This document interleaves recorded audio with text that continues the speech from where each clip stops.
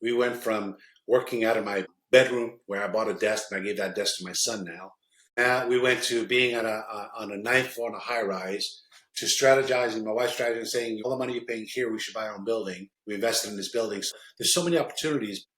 Growing is one of the things that, because of what we do, is going to happen. And that in itself, I mean, when you think about it, you do, $50 million a year in originations. That's a lot of money for your company.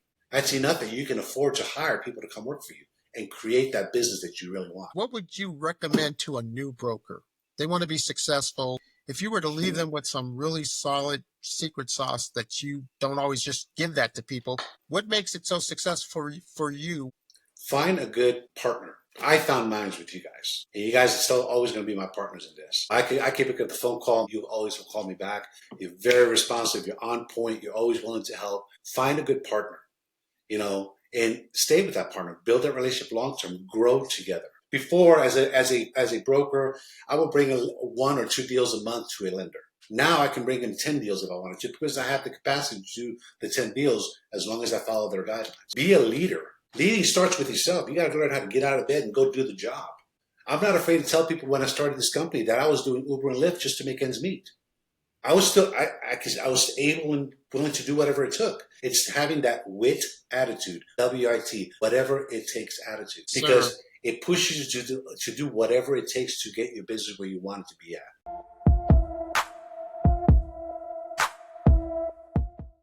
So we're going to jump right in it, but before we do, I want to welcome everybody to today's Broker Spotlight, because this is the spotlight today that we're going to do. I'm your Derek Brown. I'm your host. I'd like to introduce to you all Jesus Martinez with Peachtree Capital. He's the CEO, he's the owner, he's the founder, and I can only tell you we're ecstatic to have him. So let's get started. We're going to go back to the beginning, and then we'll open it up later at the end of this so we can have any Q&A that you guys might have for Jesus. But meanwhile, let's get started. So going back to the beginning, tell us a bit about your background, what led you to explore this field of commercial loan brokering, and when did you take your first step into the journey of joining the CLBI? We can go real far back, but 2017 was the actual year that I chose to do something different. I was working for a company called Ethos Group, with them for 20 plus years. I told myself I want to do something different, but something that I enjoy and love doing. It all started with the dream of becoming a full-time investor, and it turned out that I ended up doing this, which, my second love on this world is doing what I enjoy doing every day. So in 2017, I started exploring the options, and of course, I started looking everywhere how I can get into this industry, and I stumbled into CLBI. I had a couple of conversations with you. And I think is in early February of 2018. Funny, I remember that vividly, and I just remember you being the guy that had 1,000 questions. And I remember you kept asking me one specific question. So, okay, Derek, you told me this. Said if I need to contact you, I can reach you, right? I have your cell number. I can call on you. And I kept telling you, you can call me anytime. And you did call me quite a few times in the beginning, but then I didn't hear from you anymore. Next thing I know, you're in a building. Congrats on that with getting your team where you are today. Here's a question for you. What's one of the best takeaways that you learned from the training, if you can go back that far? And how has that helped you to grow? I'm going to brag about you guys here a little bit.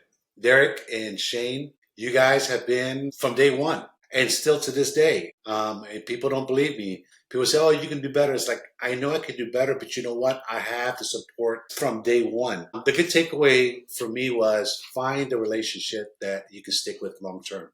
It's not about how cheap I can get it, though my wife will disagree with me, but it's about the quality of the relationship you have with the people that are around you. You and Shane have been there for me since day one. I still use you guys. I was having a conversation with Shane earlier today regarding my website and making some changes and adjustments. And to this day, I have 100% faith in the partnership I have with you guys.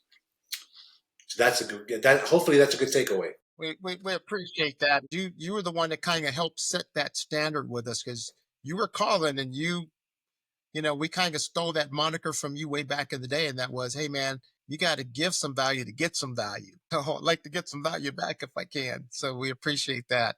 You can, if you use that in your business, with your lenders as a broker, if you use that with your business and you stay with them and you're loyal to them and you work with them alongside through thick and thin, those same lenders will become your allies in the future. And that's what got us to where we are today. So the same concept that I have with the same relationship I have with you guys, same concept I turned around and do with my lenders. And a lot of them love what we do. Awesome, man. Really appreciate that, and thanks for the kudos on that. And we're gonna continue to use that, so you can anybody listening on the call, you have heard that, and you'll continue to hear about.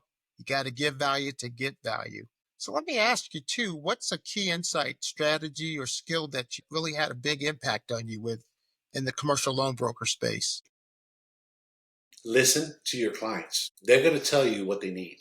Learn how to listen to them. Do a good assessment, which is what you guys taught in class. Do a good enough assessment. You'll have all the information you need to be able to strategize and find a way to find the funding for your clients. Now, that same information you gather from your clients is the same information you're going to have to translate to your lenders when you go and find the lenders, to find the funding. And the better information, the more information you have, the better information you have for the lenders, the easier it's going to be for you to get the funding for the client. Because sometimes we make mistakes and we don't get all the information. And the lenders, when you give them half the work, they're going to give you half the response. It's interesting. You made that comment about assessment, and I know a lot of times in new brokers that join us, we drill down on them. You got to do a financial capacity assessment because that's what it is. You don't know anybody's financial capacity unless you do an assessment on them, and then it helps. And I know you're one of the best folks that pitch deals to lenders. Let me ask you this, if I may. We love deal stories. Can you share with us one of your success stories on one of the deals that you've done that you're proud of? Out of the many, I'm going to pluck one out, and I'm going to talk about, again, going back to relationship. We've taken a lot of new investors, started them out, walked them through the process, explained to them in detail what the next steps are. Make sure they understood where we were at in the process, and took them all the way to the closing, making sure they understand everything. Okay. So taking initiative and taking ownership of that client helps them understand that now they can do not just one, but they've done several with us.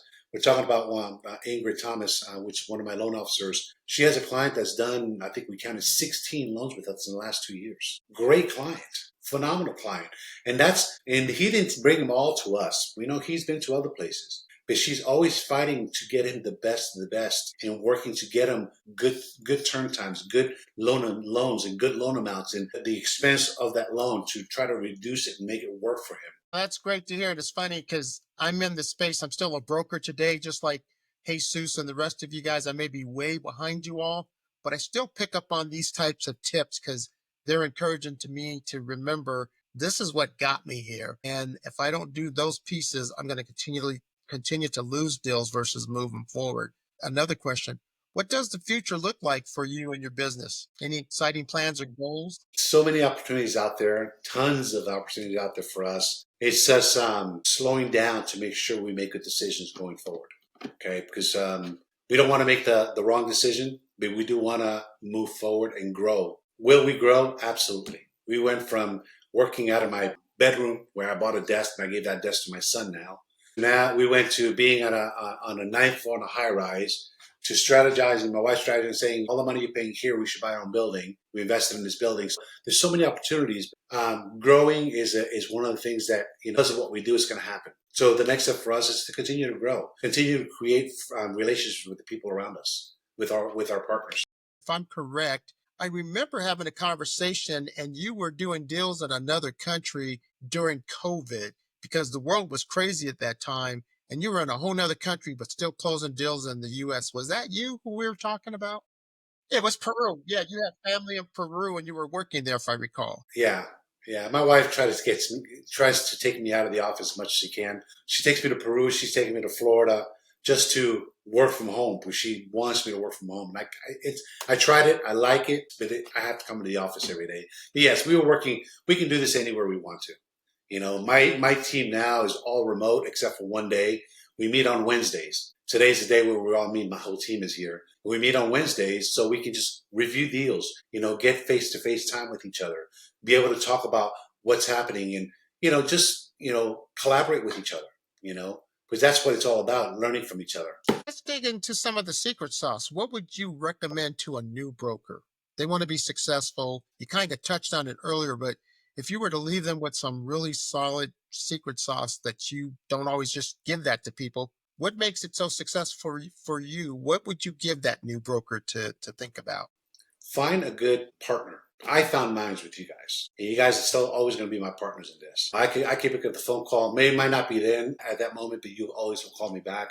You're very responsive. You're on point. You're always willing to help. Find a good partner, and stay with that partner. Build that relationship long term. Grow together. These relationships will be there for a very, very long time. And that's what's going to help you move forward in life. Don't go at it alone. Well said, because you can't do that by yourself. And um, so let me ask you this: so, what are some of your favorite products and lenders that you like to do? What is your focus that you guys type of loans? What's your favorite? Everything real estate. We love real estate. I love real estate. Ground construction. I have a young lady here that she's an expert at ground construction. Fix and flips. We do a lot of fix and flip DSCR loans. We're competitive with everybody in the market. We've actually, even though we still have the ability to broker a deal out, now we're corresponding lenders. So we're competing with the big boys now. Even though we're a small outfit, we're competing with a lot of the bigger outfits. So fix and flip, DSCR loans for residential 1 to 5 units, multifamilies, ground and construction, and of course the commercial space, believe it or not, is big Awesome. now. So We always brag about the fact that your net worth should have a direct impact from your network. Can are these graduates connect with you and broker deals with you, and how would they do that?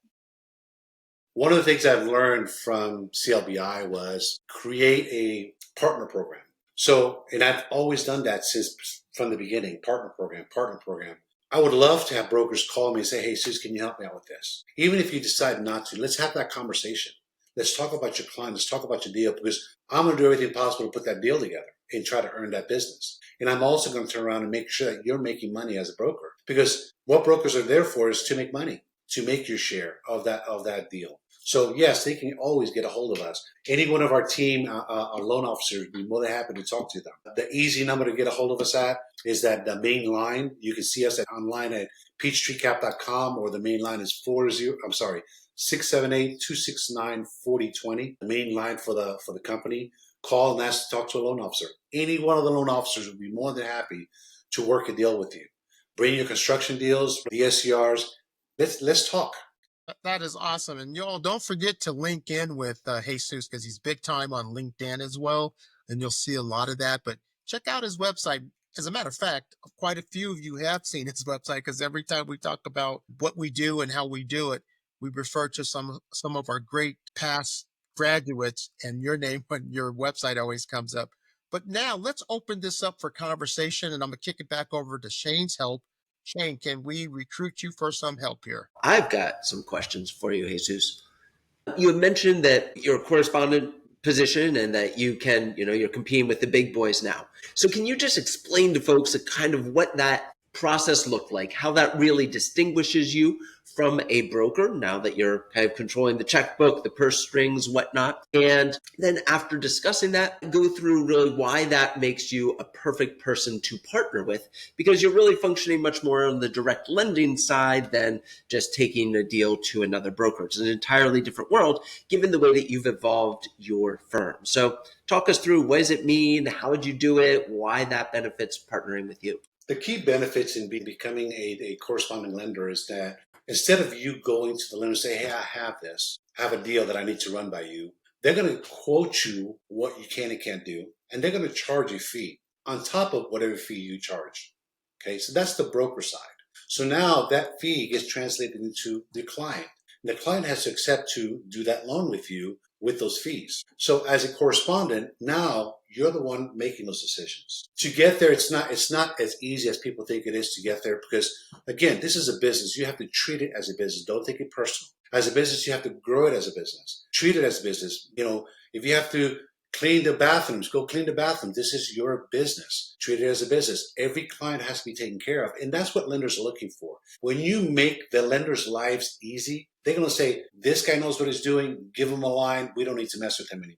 That's the beautiful thing. Now, once you have that corresponding line, then you're setting up the whole loan. You're setting up the loan. You're doing the quotes. You're doing the processing. I have my own processing team that does a phenomenal job. All the lenders brag about them because they do a really, really good job. So you have a processing team that takes care of it and takes them all the way to the closing, and they're on top of your file constantly. And if there's a hiccup, they communicate with everybody that's involved, down to the loan officers, down to me. So when you have that process, when you have that team that can take a deal from beginning to end, and they just transfer that loan over to the lender, lenders love that. That's one person less they have to worry about. That's bringing them deals. Having a banking background helped me a little bit because I understand guidelines, and we're able to work through a lot of the things that we needed to work through, especially in the business.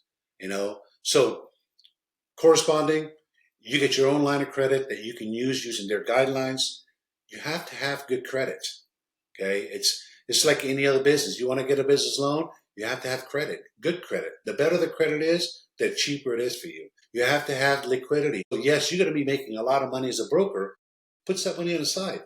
Build a nest egg. Treat it as a business. Treat it as your baby. Feed it every once in a while. Coach it, mentor it. Do everything you can to grow your business, and the lenders will look at you and say, hey, this is the kind of person we want to do business with. Let's give them a line of credit. So corresponding is great. It's less expensive for the client because you're not charging them a broker points and lender points. You're just charging a lender points. And with brokers coming to us, it's just like going to any other lender. We allow you now, as correspondent, we allow you to make points too. With us, you can make up to 2 points in origination. And if it allows and it doesn't disrupt the DSCR, we allow you to make some yield spread if it's possible. And we'll tell you when you can. Because again, the whole idea is to make sure that you guys can make as much as you can. Of course, as long as your client allows you to, and they're disclosed that. So hopefully that answers the question. Yeah, absolutely wonderful. It does indeed. And what inspired you to make that shift in your business model? I think I've always thought business was ran that way. And that's just the way I ran my business from the beginning. When they came to me and said, hey, we want to make you correspondent, I'm thinking, what is correspondent? And I was like, and they said, yeah, they explained to me, I was like, oh yeah, let's do it, Rocky. I'm doing it now. I can make more money this way as a correspondent. Okay. So when they told me, hey, you do a great job, your team does a great job, blah, blah, blah. You want to make a correspondent? Like, where do I sign? Of course, they do background checks on you. You do everything. Remember, you're being trusted with a lot of money. So it's not like you're signing and here you go. You're actually having a finance institution give you a line of credit, which is in the millions. It doesn't happen overnight. So they did background checks. We signed contracts and everything, and now we're correspondent. And we love it. Nothing's really changed for us. We still feel like brokers, but it's changed because we are getting better. Our pipeline is getting bigger. We're getting more responses from brokers that are needing funding. As you guys know, some of these lenders go in and out of business. I was correspondent for one of the bigger ones, which is Civic Financial Group, which is backed by PacWest. And of course, they're no longer in business. And we got awards from them because we were number 5 in the country for loan originations with them. And that's a big thing to talk about because number 5 out of all the brokers nationwide, I'll take a pat on the back on that. Not just me, but my team too. So you have to run it as a business. You have to run it as a business. Absolutely wonderful. And tell me a bit more about the evolution of your focus. We were talking recently about really narrowing in the scope on real estate, that you're at the point where you've got so much volume, so much going on, you don't have the time for some equipment, some SBA, those sorts of things. Tell me more about that. Was that a hard decision, an easy decision? Did it just happen naturally? Because lots of folks who are earlier in the process are going to be niching and going through different growing joys and growing pains. So what insights can you give them on how that was for you? Find what you love. Find a passion. We love real estate. Everybody in my team loves real estate. It's a way of building wealth. It's a way of giving yourself a good living. It opens a lot of doors for you. We chose, it wasn't hard for us to make that change. And we're still in the process of tweaking things, our website and things that we're doing. It wasn't hard, but when you carry so many products and you want to train somebody to become a loan officer with you, they have to know everything you know. They have to know every product out there. And being a jack of all trades can be exhausting. It can be taxing for a person. You have people calling you for lines of credit. You have people calling you for mobilization capital, or for factoring and invoice financing, or equipment funding, or commercial real estate, or SBA. And to know the guidelines for all those things is good. I do. I like them. But if you narrow it down to what you're really, really good at, which for us is real estate, then you'll see that now you can bring in people that can focus on real estate and do a good job at it. Their knowledge is not like this. Now it's focused. It's narrowed down to the 4 things that we're good at. And that's ground up construction, DSCR, fix and flip, and commercial real estate. That's what we're really good at. And that in itself, I mean, when you think about it, you do, $50 million a year in originations. That's a lot of money for your company. That's enough that you can afford to hire people to come work for you and create that business that you really want. Amen. Amen. Another question for you on the growth side. You've mentioned a number of times the great team that you've gotten. And I know that is always an exciting journey, sometimes fun, sometimes kind of painful. How has that growth process been? What are your insights? Who do you recommend? What roles do you recommend hiring earlier versus later? And what key gems do you have? That's a funny one, because when I was working for somebody, I didn't have to worry about all the stuff that as a business owner has to worry about, the training, the mentoring, all that stuff. And it's there's not an actual book saying, here's how you should run your business. There's not. So the easiest way to explain that is, if you're a family person, if you're a father, if you're a grandfather, you have kids, you got to treat them like their family. You got to treat your people like their family. You got to take care of them. They're going to have good times and bad times, just like we do. They're going to have ups and downs. They're going to be sick and not sick the next day. They're going to have high months and low months. You have to be okay with everything in between, because these are the people that are out there putting the face to your name. They're the ones representing you. And if you don't take care of your primary customer, which is your employees, they're not going to take care of you. That's wonderful. Wonderful. Following up on that, Malik asked, a residential loan originator, so he's a residential mortgage broker, and now joining CLBI. What do you think? Should I transfer my residential originator or broker side? So I think he's asking, what's your input on where he should focus in the current market? He's going to do both, but focus more on resi, focus more on commercial. That's a tough one, because the one guy that I met the other day, he's doing the same thing. They're not doing so well right now, obviously. That's why they're looking for alternative sources. The great thing about the commercial side, the DSCR on our side, is that through ups and downs, there's always opportunities for investors. Always opportunities for investors. If you're out in front of them constantly, when that opportunity shows up, they're going to call you first. That's why you have to have that connection, that human factor, be in front of them constantly. Even if you see them 3 times a week, hi to them, give them a hug. What's going on? How's life treating you? Right? This side that we're in, it's the wild, wild west, and it's a good wild, wild west as long as you do it right and ethically. Don't go crazy and start creating things that are not there. So, but it's fun. Enjoy what you do. That's the only thing I can tell you. So it seems like you really enjoy the human element, and that's woven through everything you're doing, because that's what you love. You're a connector by nature. And so you use that as a tool to build relationships, and those relationships fill your pipeline. Yes. Understand this. I came to Georgia to work with the company I was with before I left them. They brought me to Georgia. I didn't know anybody here in Georgia. Nobody. So when I chose to do this, I'm thinking, how in the world am I going to do this? I don't know anybody here, And then I said to myself, what a best way to do it than to join a chamber. And I tell you what, it's been, I've been on several boards with chambers, nonprofits, with associations. We do lunch and learns. We do networking events. We sponsor networking events. We do so much because people, they want to see more of us. So I love the human element. It's a way of letting people, the way people talk to you shows in your actions how much you love what you do. And when people see me talking and see my team talking, they're like, wow, these guys know what they're talking about. They love what they're doing. And when they see that, it's easy for them to do business with you. They feel comfortable. Right. That authenticity and that passion and that warmth come through, and that's all trustworthy, likable, and all the things you need in order to generate business. And Kimberly asked a question for new brokers. What's the number one word of advice you would give to a new broker that would really keep them encouraged when things seem difficult? All right. Follow me on this. When you get to that moment where you're like, oh, I can't believe I'm here. Think of the worst thing that can happen to you. Triple it, and then put yourself back to where you are and find out that you are in a good place. Okay? You're always going to be in a good place. It's just depending on where you want to be at. Don't measure your success or your failures based on what other people are doing. Quit looking at what people are doing and focus on you, on what you like and what your abilities are. When you have that with attitude, it can get really bad. You're going to get up in the morning like normal and go to work and do the same thing over and over and over again. So don't let defeat you. That grit and tenacity and perseverance. Well, thank you so much, Jesus. It was really amazing having you on today. So many different gems. Derek, did you have any last questions? No, but I'm just blown away. I'm going to steal his moniker of wit.